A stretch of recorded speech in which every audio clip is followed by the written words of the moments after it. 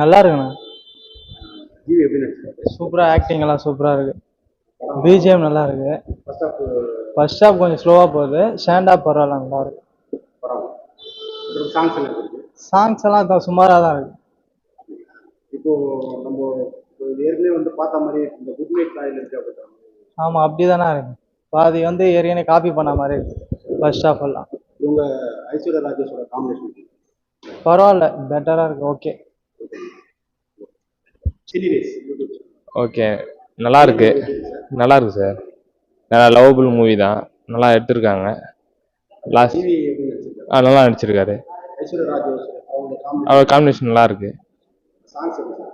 Songs நல்லா இருக்கு. நான் ஜிவி பிரகாஷ் தான் மியூசிக் டைரக்டர். அவர் தான் மியூசிக் போட்டிருக்காரு, நல்லா போட்டிருக்காரு. லாஸ்ட்ல கிளைமேக்ஸ் சூப்பரா இருக்கு, நல்லா இருக்கு. ஃபர்ஸ்ட் ஹாஃப் கொஞ்சம் ஒரு மாதிரி இருந்தது. செகண்ட் ஹாஃப் நல்லா சூப்பராக போச்சு, நல்லா போச்சு.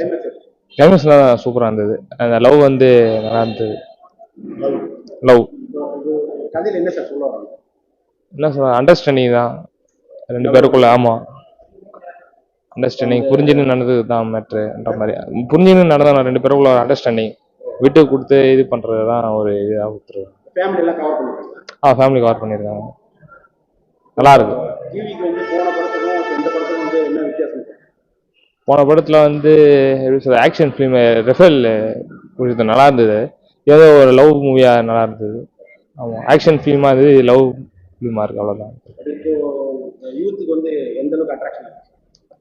அட்ராக்ஷன் எப்படி பண்ணுறது, லவ் பண்ணுறாங்க ஓகே, அது ஏற்ற மாதிரி அண்டர்ஸ்டாண்டிங் இருக்கணும். ஒருத்தருக்குள்ள ஒருத்தர் புரிஞ்சுன்னு நடந்தது தான், இதுதான் மேட்ரு. வேறு ஒன்று இல்லை. அதுதான் மேஜர் கான்செப்டே, அதுதான். பிடிச்சிருக்கு, வேற எல்லாமே பிடிச்சிருக்கு, நல்லா இருக்கு. கெமிஸ்ட்ரி நல்லா இருந்தது. ஐஸ்வர்யா ராஜேஷுக்கும் ஜிவி பிரகாஷ் நல்லா கெமிஸ்ட்ரி தான், நல்லா இருந்தது.